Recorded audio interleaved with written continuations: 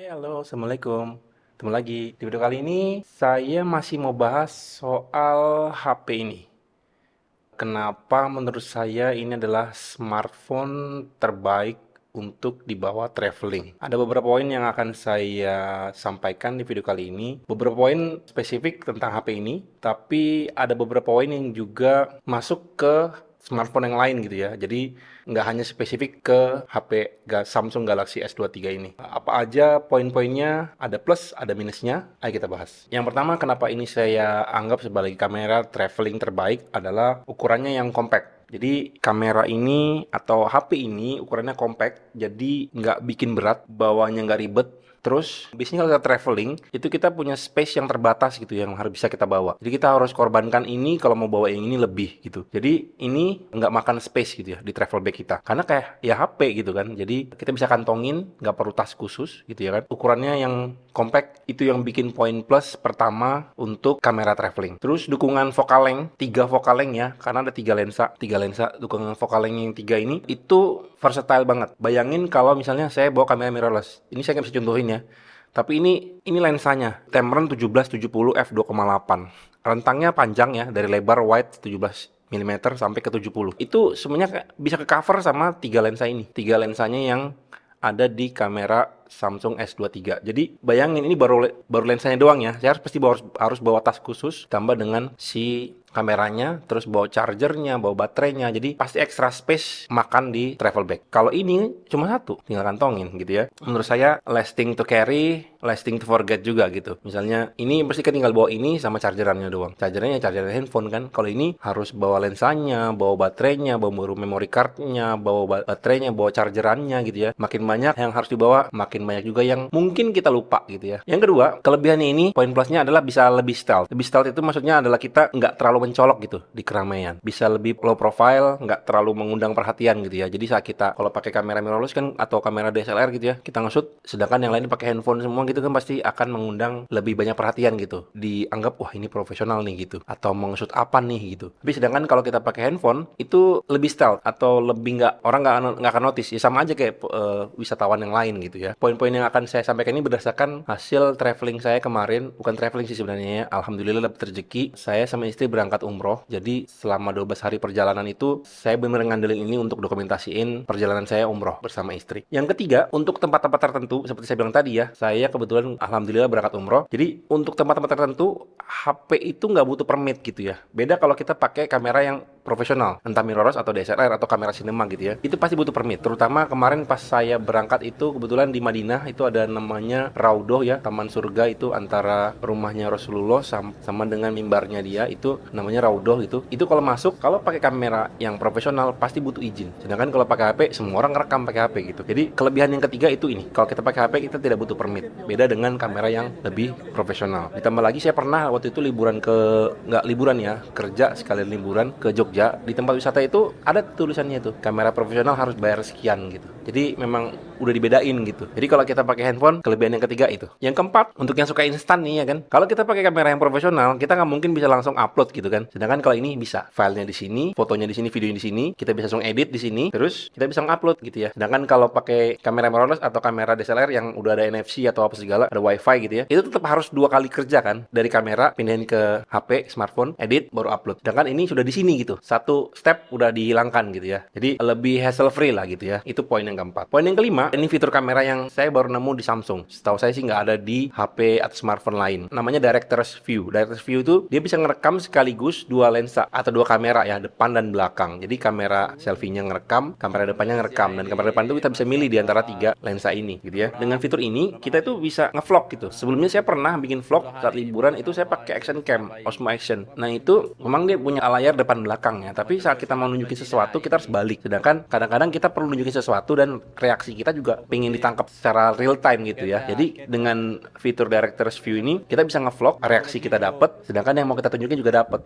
Ya sama kayak kamera 360 lah ya. Tapi kan 360 itu beda lagi, yaitu dia ngerekam keseluruhan. Nah ini kan dia ngerekam depan dan belakang. Jadi reaksi kita dapat sebagai ngevlog, dan apa yang kita tunjukin atau yang kita ceritain di vlog itu juga ketangkap di kamera depannya. Jadi itu kelebihan yang kelima menurut saya di kamera Samsung Galaxy S23 3 ini. Minusnya mungkin kalau pakai director's view itu harus agak jauh ya. Kalau pakai arm's length gini, sejauh lengan gini doang, itu masih agak kurang wide untuk lensa selfie-nya atau kamera selfie-nya. Jadi saya saranin pakai tongsis ya. Jadi kita nggak perlu kayak menjangkau jauh, tapi ini sudah cukup jauh si HP-nya atau si kameranya, sehingga yang kamera selfie itu bisa nangkep kita agak sedikit wide gitu, nggak muka doang gitu ya. Itu kelebihan yang kelima. Berikutnya kelebihan yang keenam adalah ini spesifik untuk saya ya, atau mungkin juga ada suami-suami atau bapak di luar sana yang istrinya yang bentar-bentar minta fotoin, apalagi kalau liburan atau apa gitu ya, bentar fotoin dong, videoin dong gitu ya kan. Ini praktis banget karena kan kita nggak bener-bener nenteng kamera ya, nggak bawa kamera, nggak bawa lensa gitu kan. Ini kan kita kantongin aja gitu. Jadi sebentar-bentar diminta foto atau istri minta video gitu, langsung ambil aja gitu dari kantong, keluarin, videoin. Dan saya yakin kebanyakan istri itu nggak peduli gitu mau pakai apa gitu. Yang penting dia cuma kelihatan cantik gitu kan, nggak peduli kameranya apa, yang penting dia kelihatan cantik, itu yang dia pilih pasti. Jadi dengan HP ini kita bisa langsung ambil dari kantong, langsung point and shoot gitu ya, tinggal point, tinggal shoot. Terus karena ini computational photography ya, computational photography dan computational videography, jadi most of the time ini apa yang terjadi di saya gitu ya, most of the time itu hasilnya bagus karena dia udah bisa ngukur atau dia udah bisa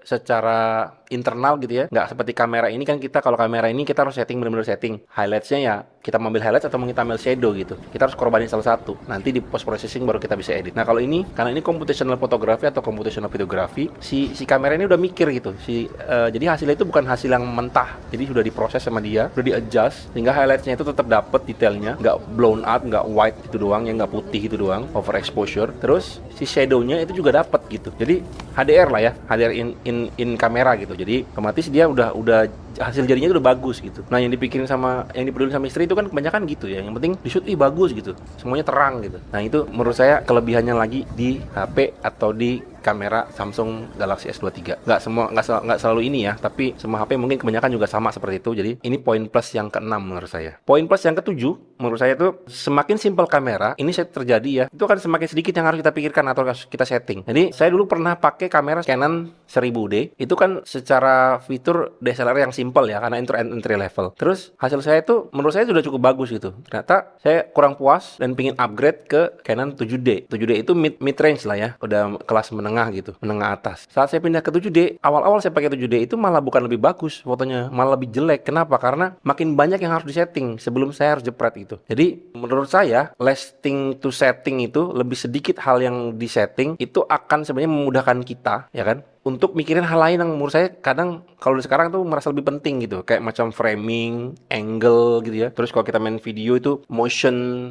komposisi gitu. Jadi semakin sedikit yang dipikirin si teknisnya untuk setting itu akan memudahkan kita untuk mikirin hal yang menurut saya lebih penting. Terutama kalau kita kayak liburan tempat wisata yang ibaratnya kita mungkin nggak bisa lama gitu, hanya ada waktu sebentar di situ mampir. Terus kalau kita harus sibuk dengan settingan dan sebagainya kan kita kehabisan waktu di situ gitu ya. Jadi menurut saya lasting to settings itu membuat kita lebih banyak waktu untuk mikirin hal lain yang menurut saya lebih penting, kayak framing tadi, komposisi gitu kan, angle, nah gitu, movement gitu ya. Jadi menurut saya itu poin ketujuhnya adalah itu. Karena kalau saya di tempat wisata yang saya buru-buru dan butuh cepat, saya malah nggak pakai settingan apa-apa ya, pakai mode video doang yang auto udah saya shoot gitu, atau foto udah jepret saya shoot gitu ya. Jadi yang ketujuh menurut saya itu makin simple yang harus disetting, makin sedikit yang harus disetting, akan semakin memudahkan kita untuk memikirkan hal lain yang lebih penting menurut saya gitu. Yang kedelapan, makin kesini, apalagi kalau sekarang saya pakai ini terus ya, stabilisasi kamera itu rasanya nggak penting. Saya kayak nggak perlu bawa gimbal. Kalau dulu masih pakai SLR tuh, atau dia pakai mirrorless, harus pakai gimbal ya kalau kita mau movement. Kalau movementnya cuma pendek mungkin masih bisa gitu ya, kita handheld. Tapi kalau movementnya mau following shot gitu, kita ngikutin orang jalan, itu udah nggak bisa kalau nggak pakai gimbal, pasti goyang-goyang. Dan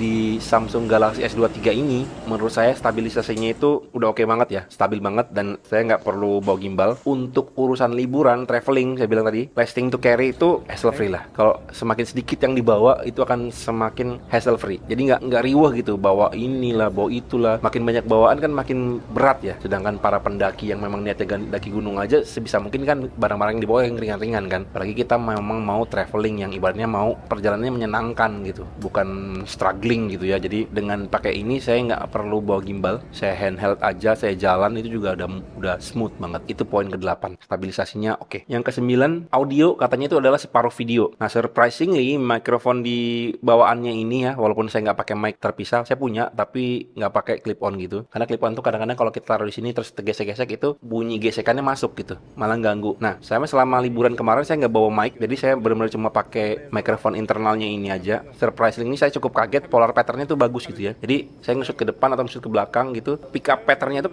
dapat gitu, nangkep suara saya gitu. Bukan background noise. Background noise ada sedikit, tapi dia bisa nunjukin kalau yang suara utama atau dominan itu si suara saya gitu. Jadi saya cukup kaget, cukup surprise kalau mic-nya cukup bagus. Jadi bisa nangkep vokal saya dengan jelas gitu. Jadi mikrofonnya cukup bagus. Terutama ini ngomongin soal S23 ya, nggak semua HP gitu ya. Itu yang ke-9, itu poin positifnya. Ada positif, nggak mungkin semuanya positif ya. Pasti ada juga hal-hal minusnya dan negatifnya. Nah, saya nggak mungkir gitu ya, dan nggak mau bela-belain si S23 terus ini ya. Karena ini saya bilang tadi di awal, poin-poin ini juga bisa berlaku di HP lain. Nah, untuk yang ini spesifik ini untuk si S23 nih. Ini minusnya nih ya. Jadi mungkin buat pertimbangan teman-teman yang tadinya udah plus gini, beli deh gitu. Tapi dengerin dulu, ini minusnya. Minus yang pertama menurut saya itu, saya awalnya nggak notice gitu ya, tapi ada beberapa komen dari teman-teman di video sebelumnya, dibilang, "Bang, kok agak kekuningan ya kalau saya ngerekam video atau foto gitu." Nah, setelah saya perhatikan bener, white balance di Samsung Galaxy S23 ini kalau menurut saya kalau di mode auto itu agak kurang akurat. Jadi memang agak shifting ke kuning-kuningan gitu. Tapi bisa diatasi sebenarnya kalau kita pakai mode Pro-nya. Di mode Pro itu kita bisa setting white balance-nya, kita bisa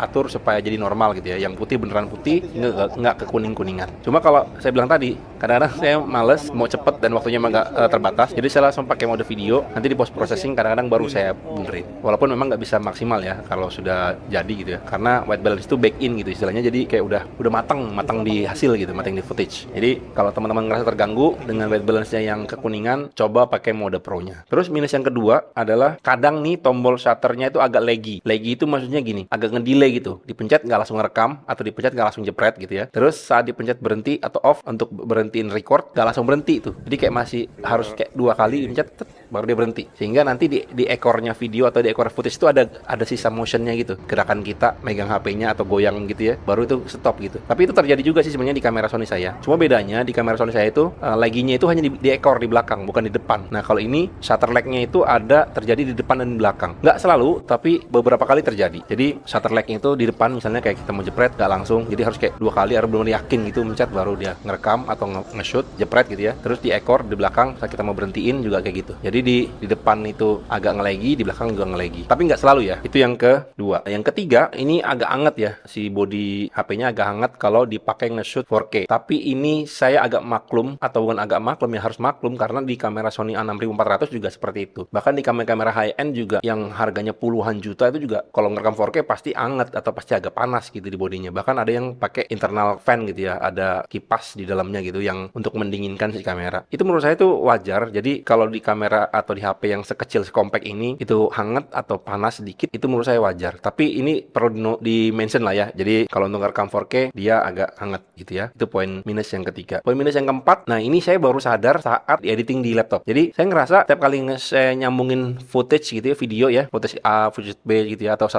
2, 3 footage gitu ya. Antar footage itu saat perpindahan itu saya ngerasa kok kayak ada kedipan gitu, kayak kedip gitu. Ternyata setelah saya bedah frame by frame gitu ya, saya geser frame by frame, ternyata footage dari Samsung S23 ini ada black frame, satu black frame gitu ya. Satu frame kan kalau kita nge-shoot misalnya 60 frame per second berarti kan 60 fps ya, berarti 60 frame dalam 1 detik. Nah, satu frame di depan itu ada hitam atau black frame-nya. Saya nggak tahu kenapa, apakah itu terjadi di 4K aja. Saya biasanya nge-shoot 4K UHD 60 ya, jadi 4K 60 fps. Nah, di frame depan atau frame pertama itu setiap footage itu selalu ada black frame-nya atau frame hitamnya. Nah, itu saya nggak tahu kenapa, apakah itu terjadi di mode yang lain. Saya belum confirm lagi karena selama liburan kemarin, bukan liburan ya, selama umrah kemarin itu saya bener-bener cuma ngandelin mode video autonya. Saya nggak pakai aplikasi Blackmagic karena sebelumnya saya biasanya pakai Blackmagic itu ya kalau bener-bener mau proper nge-shootnya dengan HP ini. Tapi saya nggak pakai kemarin karena keterbatasan dan harus agak cepet gitu. Saya nggak perlu mikirin harus setting ini itu ya. Pengennya cepet shoot gitu. Yang saya pedulin cuma 4K 60 karena siapa tahu saya mau slow mo nantinya gitu. Jadi nggak saya pikirin cuma itu. Jadi ada satu black frame di awal. Nah, saya nggak tahu itu kenapa, alasannya atau apa, atau penyebabnya apa. Jadi akhirnya di editing itu harus saya buang dulu itu. Kalau nggak nanti dia kelihatannya videonya antar footage itu kelihatannya kayak ada kedip-kedip gitu. Jadi itu saya buang. Itu yang keempat ya. Yang kelima, karena size ini kecil ya. Kadang kalau kita megang asal itu, kadang salah satu lensa itu ketutupan sama jari. Jadi nanti di hasil footage-nya itu kelihatan kayak ada jari gitu. Jadi mungkin karena terlalu kecil ya, dan karena terlalu kecil dan akhirnya kita mau megang dengan secure gitu, lebih dekat ke arah lensanya. Jadi otomatis ada nampil gitu ya jari kita di atau in frame gitu. Dan yang keenam, menurut saya fast track atau autofocus wajahnya itu kadang miss gitu. Kadang suka lepas lari gitu. Jadi kalau kita pakai mode portrait mode untuk foto kadang lari, terutama kalau misalnya si objek itu atau si orangnya yang kita foto itu pakai sunglasses atau pakai kacamata hitam. Jadi kayak mungkin dianggap bukan muka gitu ya. Nah, saya ngerasa seperti itu. Nah, itu ada 6 minusnya yang menurut saya kemarin saya rasain saat saya terakhir umroh. Ya anggap aja traveling ya, karena ya mostly ibadah tapi ada juga sedikit jalan-jalannya. Dan di video saya sebelumnya itu sudah saya tampilin video hasil dari Samsung Galaxy S23 ini. Seperti yang saya bilang tadi, ini poin-poin plus dan poin minusnya juga berlaku untuk HP lain gitu ya, nggak melulu untuk S23 ini. Nah, mudahan video ini ada manfaatnya. Kalau teman-teman nemukan hal lain mungkin positif atau mungkin negatifnya dari HP ini, tuliskan aja di kolom komentar. Terus kalau ada pertanyaan boleh juga silahkan tulis aja di kolom komentar. Sebisa mungkin akan saya jawab. Semoga video ini bermanfaat, kurang lebihnya mohon maaf. Assalamualaikum.